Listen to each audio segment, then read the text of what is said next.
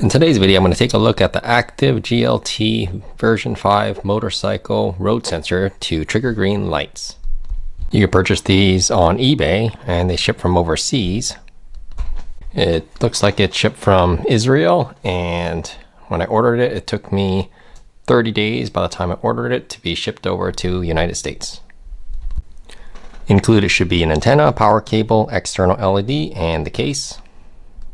And fortunately, the voltage is good between 9 and 18 volts. And it does look like there's some information here about the status LED, which I'll go ahead and take a look at in a bit. And it does say that this electronic device detects a signal from the sensor loop and transmits, specifically generate signal back to the sensor, making it think that there's a vehicle above the sensor for the lights. After I made the purchase, the seller got back to me and gave me a message on some general recommendations that you can read here. Here's the second half of the message, and I wrote back to ask about how this wireless charger is used to test it. And they said to go ahead and use the wireless charger like the wireless toothbrush charger and put it underneath, and then you will see the LED blinking when powered wireless charger is in proximity. So I'll go ahead and test that out too. They also have a YouTube channel here called Green Light Activator where there's some videos. As you can see from the package, it is quite small. This box itself is only about 7 centimeters long by probably about 3.5 centimeters wide, and it is fairly light. So here's all the contents. It looks like the loop antenna is right here. It's kind of built in together and it's spliced in there. And then we have here the case, and then we have a power cable right here because there's some ends. I guess this goes to the power. We got red and black for positive, negative, and then there's also an external LED, which looks like here. And there's all little connections, so hopefully they're all different size connections, so I can go ahead and take a look inside to see how it is assembled. Yep, they're all different sizes. And then here, I think you could just slowly open this up carefully and take a look here. I think you're gonna have to take this out. I think it's just for protection. I don't think you actually leave it in there. And there's the 3 connections right there. Also to note, in the instruction they said after you mount it, you want to face this downward. Oh, so I guess maybe you do need this if it just falls right out. I'm not sure how hot this gets or if this needs to stay in here like this so that when it flips upside down, or if that's going to interfere. I'm not sure. So these are the connections. They're all just a little different size, and then I'll go ahead and plug them into the box. Okay, with it, connections here, here, and here. I guess when these fold out to the side and you put the cover on, the wire here should be strong enough to support it, so you might not need this inside. For the power cable here, I needed the 2022 gauge to strip the housing out. So I spliced the connections here, and now I'm going to go ahead and turn it on, and let's see what happens to the status LED. As you turn on the power, looks like it turns green, and it's still green. Okay, now there's a red light on that, and I have the toothbrush, and let me go put it over, and look, when it starts to get close, it's flashing green, indicating that it does detect. So it has to be semi-close for this toothbrush. And if I put it right here, then it probably detects it, and it shows that it's flashing green, indicating that I'm over a signal, so it looks like it's working.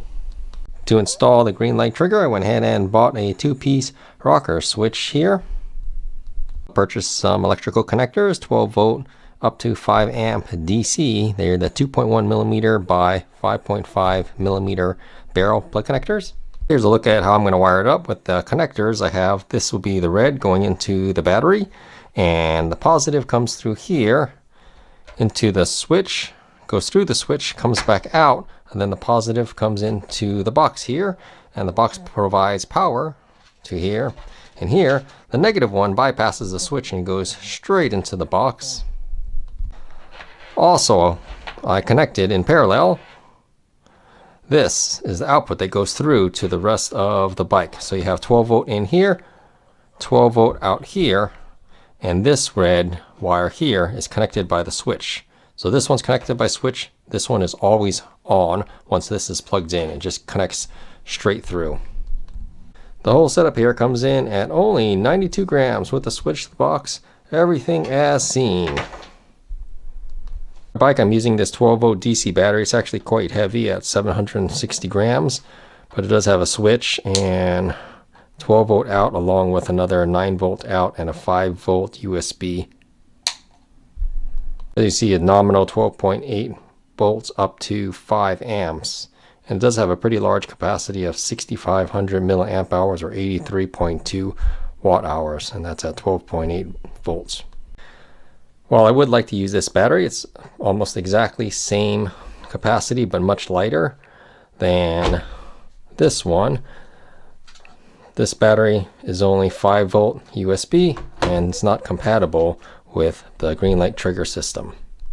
So I like to install the green light trigger into the Velomobile here because it's had a lot of problems just sitting on the sensors waiting for signals that never turned. Also on the Velomobile, or when I'm inside riding it, it's a lot harder than a standard bicycle to just get off, push the crosswalk button and get back in. It's also easier on a motorcycle when I was riding motorcycles to go ahead and put the kickstand down, put in neutral, get off, hit the pedestrian signal than it is in the Velomobile. So it's almost like a necessary if you're riding through the city and the green lights don't turn green and you could be sitting there for a long time. This beautiful DFXL Velomobile has access hatches in the front and also a removable hood here that I could just take off to gain access into the bike. So looking into the Velomobile here, you can see on this top area right here, that's the plug for the 12-volt power to power the Velomobile's electronics. This bike does not have any motor or pedal assist. It's all 100% human powered except for the headlights and other electronics.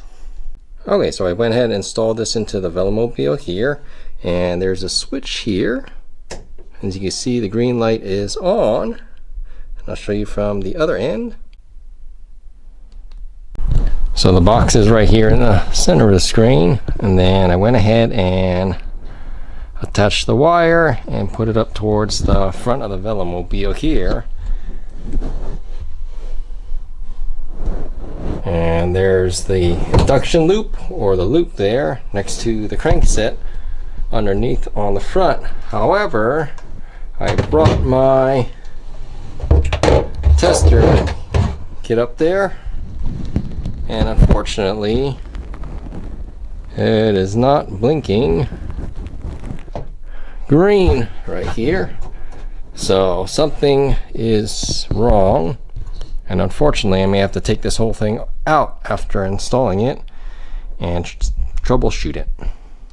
Okay, so I pulled it all apart and played around with it a little bit, and it's blinking now, so that means it works. However, this connection, I believe right here, is extremely fragile. At the connection here, I had to build up a pretty strong base and make sure that this is completely at a 90-degree angle, and I can see that it is blinking green, so it is now working properly again. I reinstalled it and that failed as well again, so I went ahead and took it apart to look at the wires here, and it doesn't look like this green, or the white wire with the green strip on it, connects to this other wire. So here's another look looking further out, and I'll go ahead and retape it up and see if it works again, and I'm not sure how it's created. So one thing I learned is it's not working right now, but then when I lift it up, it's starting to blink green, and then I lay it back down, it's not working anymore, even though this is right here. So I think I'm just going to go ahead and install it and go with it just as it is right now. So you see the green lights blinking over there, and I apologize for the blurriness, but this is how it is set up now, and it's working just fine. Alright, so here's the real test. So I'm going to stop on this right here. No cars behind. Go ahead, flick the switch here. I think I need to turn on my battery. Green light is there, and it's blinking. So we'll see if this one turns, and it does. Amazing, it's working. that was a first time I get to turn the signal, no cars behind, as you can see. Worked out real well.